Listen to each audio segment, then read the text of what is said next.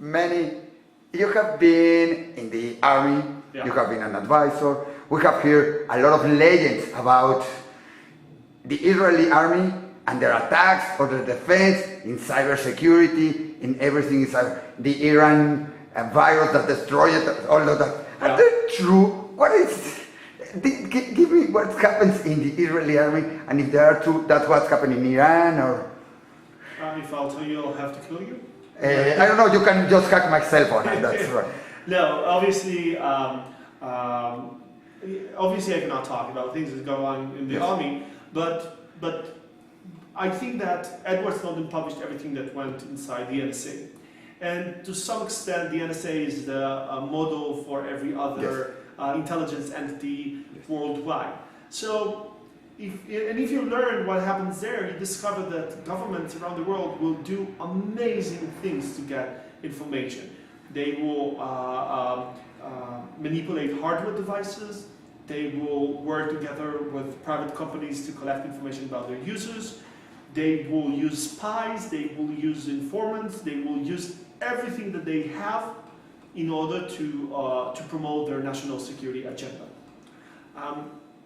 And I think you will discover that governments around the world are doing super creative, almost science fiction things in order to do whatever. Well, we have satellites that are spying everybody and say they can see you are going to the bathroom. Yeah. I don't know it's exactly that, but yeah, I don't know if satellites see you when you go to the bathroom. Yes. I hope specifically not here in this hotel, but yes, the level of information collection is much higher than people usually think.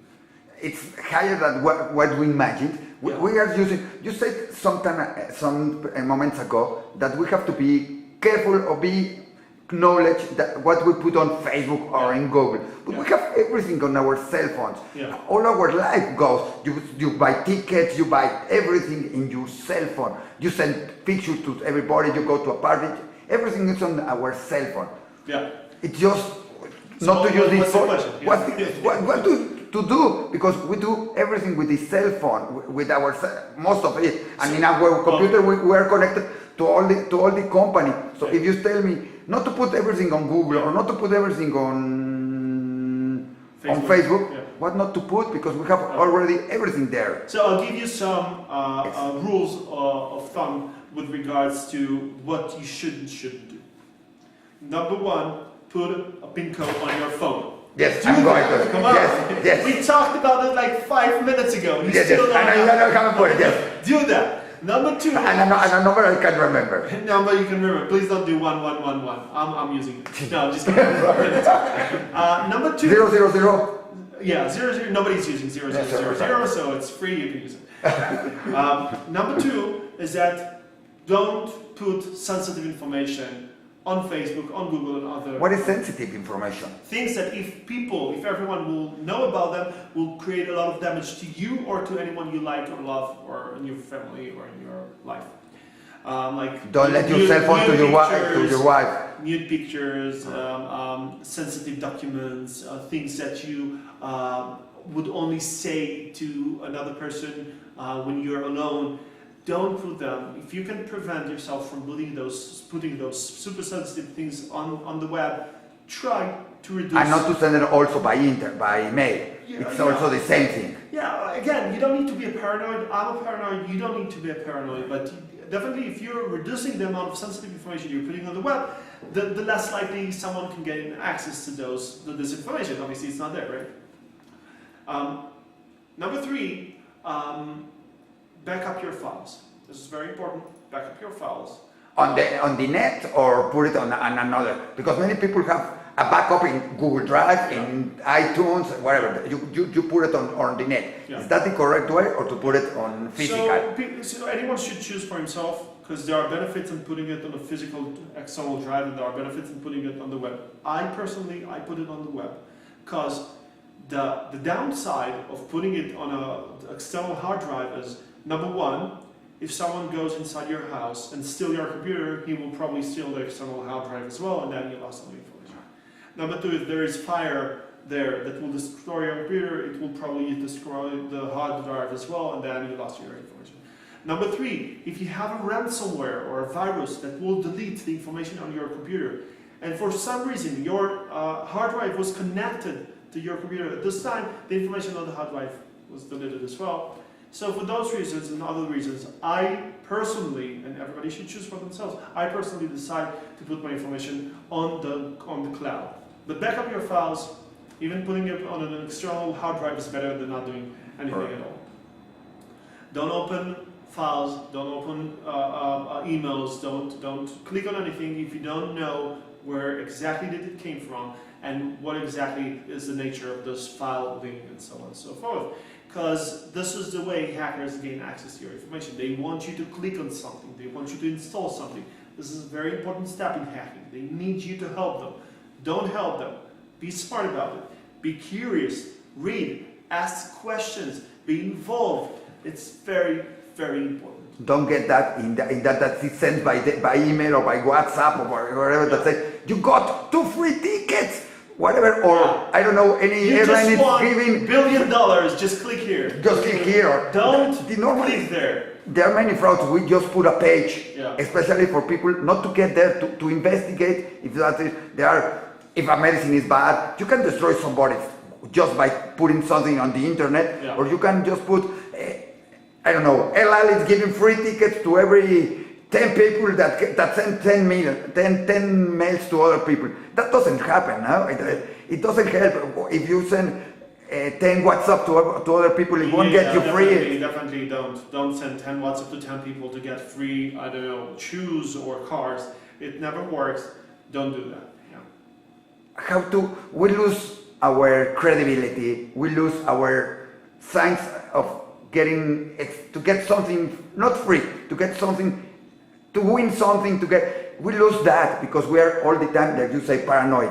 Is that correct? Do we have to be? They are correct. How to not to be paranoid and to believe, to have that sense, that little small of being not so paranoid, to believe and have. Oh right, he sent me a photo. It's true.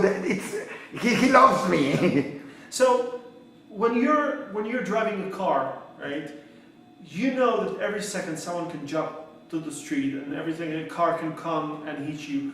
So you drive the car, but you're aware of the surrounding, right, all the time. That's the way you have to be. You're not paranoid when you're driving in the car. You not always think that something bad is going to happen, but if something bad happens, you're ready. So that's the way you have to use technology, right? I don't want you to be paranoid and suspect everything, but you have to be smart enough to make the basic assumptions. Is that if you receive a file, even from your friend, and this file makes no sense, like if I sometimes get text messages from friends of mine, and they say, well, this is a cool picture of you, please click here. I never click. I always text them or call them, asking them, did you really send me this picture? And many times, you discover that they didn't. Yes. Someone hacked their account. But we want to be good. When I get a promotion in my cell phone, somebody said that we are going to get 50% discount on, I don't know, I want to share it with everybody, but I didn't see it neither, but I want to share it. We have that instinct to share it. Yeah. So we have to be precaution with that. Yeah, you have to be aware of the problems and ask questions. If you receive something that makes no sense or little sense, so people many times have instincts and they feel that something is not right, but they don't follow those instincts. They don't ask questions because sometimes they don't feel comfortable. Sometimes they say, nah, it's nothing, I should click it. Trust your instincts. If you feel that something is off and something is not exactly right, ask questions. Call this person who sent you this text message.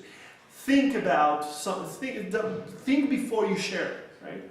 Do in the University of Tel Aviv or in Israel, do they have any app or do they have anything or a call center or a page where we can check and say, all right, is this correct? This really exists? Because I know there are places, is there something you are working on that to help people not to get involved in this kind of thing? So in Tel Aviv University, we always encourage people to ask questions. So we believe that asking questions is sometimes more important than just giving the answers, right? Just the questions are very important because they raise the level of awareness. So we always tell people, ask questions. The people in the center are very accessible. So anyone that has any question in the ecosystem, in the Israeli ecosystem, knows that they can involve the Tel Aviv University, the ICRC, the Interdisciplinary Cyber Research Center. They can involve us, and we participate in many think tanks and in many groups that are trying to find a creative way to solve a problem, right? So we have brilliant people there at the center, and they are always trying to promote cybersecurity. Specifically, if you have a specific question about something that happened, obviously you can ask me. You have my email. You can ask me. If not, they can call us in Diario Judío, and we will call Menny and ask him what's happened. But don't give him his number because he can get inside your cell phone or your computer. But there are a lot of websites on the internet, discussion groups where you can ask there. There are many of your friends know, so I always encourage people to talk to their friends because everybody can help everybody, right? So just be curious, right? Ask questions. How do you see the future? We go very accelerated. 5 years ago we saw it different. Now we have to have the new app. We have to have everything. It's moving so fast. How do you see the future in internet, in cybersecurity? How do you see it around the world and in our lives? So it's important to understand that it becomes easier and easier to hack things and harder to secure them. So there is a symmetry between the ability of the hacker and the ability of the security guy, right? A hacker has to succeed one time, security guy has to succeed all the time. Hackers can attack one point, security guys have to secure everything. Hacking is very cheap, security is very costly. At the same time, we are talking about the world of IoT, the Internet of Things, where we will have more and more things connected to the Internet. From the hacker's perspective, more things connected to the Internet means more accessibility to your house. More targets, more things to attack, more ways to attack them, more information that can be stolen, right? More exploits.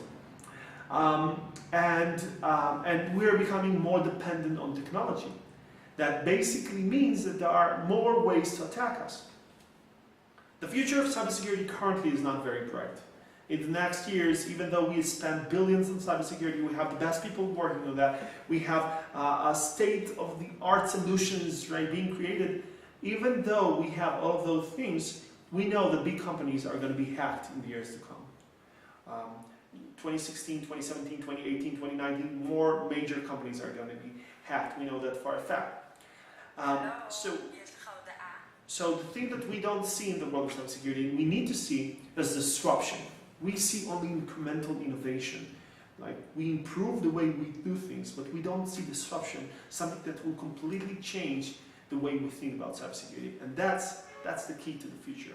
And those are some of the things that we're trying to do at the Tel Aviv University. We're trying to create disruption in the world of cybersecurity. Completely change the picture and give us, the people who are in charge of cybersecurity, give us the lead and the edge. But you are always back. Before it comes, the people that are trying to hack or that they invent something, and then you came. You cannot prevent something that it didn't happen, or can you do it? Because maybe that's one of the challenges in Israel, because how to prevent what is the other going to think? That's a very interesting question, because the world of cybersecurity is not exactly like the world of medicine. In the world of medicine, you need the sickness before the drug, right? But in the world of cybersecurity, you have security researchers, and they're always working on finding new ways to exploit technology. So we are the ones trying to find the next sickness and trying to solve it before the hackers will do that. It's not always work. It not always works. Sometimes we discover that there is a new attack vector, or many times we discover that there is a new attack vector that we didn't know about. But in the world of cybersecurity, you have the opportunity to find the problem before the hackers.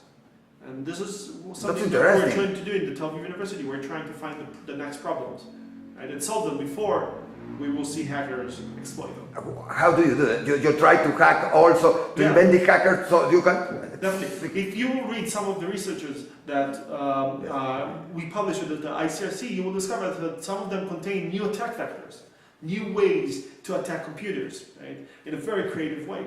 That's not a problem because you are giving other people the ways to attack. You already have maybe the solution, but you are giving the way already to attack. It's not. Yeah. So the way the cybersecurity world is working is that people publish information about new ways to attack because that's the driver of the ecosystem to create new solutions all the time. So there is something that's called responsible disclosure. If you find a new way to attack, I don't know, iPhones, you will tell Apple before you tell the world, and you give Apple the opportunity to fix this problem before you publish it.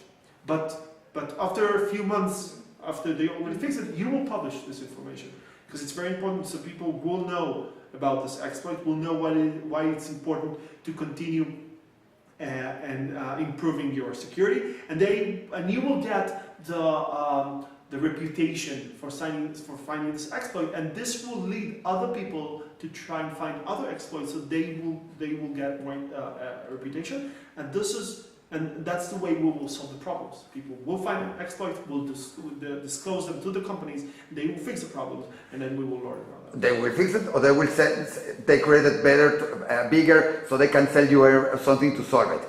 Because it can also be they use it to provoke the urge to buy something else because they have the solution, like the antivirus and everything. Yeah.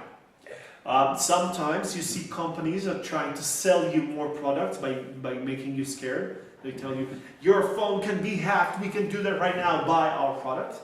In the world of cybersecurity, this is a very common way to sell things. Does it exist really an antivirus? Do you have to have an antivirus or in your cell phone? Well, somebody tells that not, and others says. Yeah, I don't have an antivirus on my cell phone, but I don't install anything and I don't open anything on my smartphone, right? So I'm not saying that antiviruses on smartphones don't do good things. Definitely there are some companies that have succeeded in creating those applications, good applications. We have several startup companies in Israel, brilliant companies that have succeeded in creating security solutions for smartphones. But it's not as effective as antiviruses on Windows, obviously because Windows has many more viruses.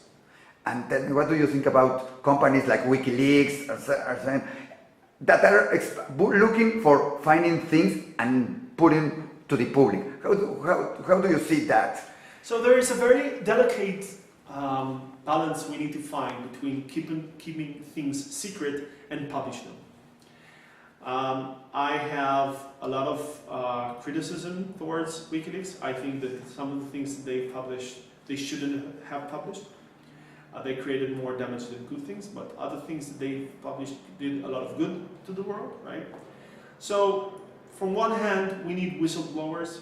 We need people who will disclose information about bad things that governments do and bad things that corporates do. We need those people. On the other hand, it's important to understand that governments today have huge challenge in trying to find this specific person, like in 100 million people, to find this one person that is going to take a bomb and kill 100 people or kill 100 The problem is that now you only need one person to do whatever they want. So the challenge is so big that governments today do a lot of creative things to try and find this person. We need to appreciate this challenge and their efforts in order to achieve their results, from one hand. On the other hand, we have to remember that power corrupts. And you know what? A lot of things that, some of the things that Edward Snowden actually published about the things that happened in the NSA actually revealed to the world that the NSA did some things that they shouldn't have done. And I'm not talking about collecting information about people. I'm okay with that. I know a lot of people are not okay with that. I'm okay with that. I'm talking about, for example, promoting the American economy over other countries' economy by collecting intelligence over economy-related decisions and economy-related trends in those companies. The information that shouldn't have being used in order to promote the American economy over someone else's economy. It's creating poor people in one country to create more rich people in another country. I think it's a bad thing. And just to finish with all of this, you are in Mexico, you come from the university. What is the plans with Mexico, with Israel? You already talked about a little bit about that, but get a little more specific. What are you achieving here in Mexico? What is to work with the University of Tel Aviv? Because I think it's interesting. Mexico, you know, it's now one of the best partners of Israel and Israel from Mexico. We have many things they are going. I know some people going to a trip of cybersecurity this weekend. We have our president going there. How do you see this relation? What you are looking here now from the University of Tel Aviv looking for? So number one, I'm very excited to be here. It's a beautiful place. There are brilliant people here. Thank you. Sure. You can see their cell phones and their information, so we know. I really happy to be here. I think that in order to create an effective ecosystem for cybersecurity, you need more than great entrepreneurs. You need the government, you need entrepreneurs, you need big companies, you need the academia. And the Tel Aviv University, the Cyber Research Center, the Tel Aviv University, this is one of the things that we're trying to accomplish. We're trying to create an ecosystem for cybersecurity in Israel by collaborating between the academic research and the real-life problems, the enterprises, decision makers from the government. We're trying to have those discussions. I feel that the future of cybersecurity, if we want to create a safer future, we have to work together, not just inside Israel, but Israel and other countries, and specifically Mexico can be an amazing partner for Israel. And if we, the Tel Aviv University, can contribute to this, to establishing the relationship between Tel Aviv, Israel and Mexico, we will be very fortunate to be part of this journey. So my goal here is, number one, have interesting discussions with smart people in Mexico. Number two is trying to find partners that will work with us in order to create a safer future, right? Universities, enterprises, decision makers from the government and everyone else. And number three is to learn about the problems and the solutions and the future of cybersecurity as you see them here, because I feel that this can really enrich the discussion both in Israel and in Mexico if we will share our knowledge and perspective about the future. Thank you very much. Something else you want to say us? Yeah. Thank you. I want to invite you, everyone who's watching this video, I want to invite you in June. We're going to have the International Cyber Week, where we have people from over 50 countries arriving in Israel to participate in this International Cyber Week. We have the 25 different events for the academia, for entrepreneurs, for investors, for decision makers, for everyone. It's a brilliant event, free of charge. We will be more than happy to have you there. We have the Prime Minister there usually, we have state officials from all over the world. If you want to learn about cybersecurity, about hacking, about the future problems, about future solutions, about groundbreaking researches that we're doing there, we will be very happy to have you there. Repeat us when it is? 24th of June, this 2017. All right, we have to be there. It has to be amazing. It has to be very incredible seeing everything that happens there in this week. Definitely. Thank you very much. Thank you.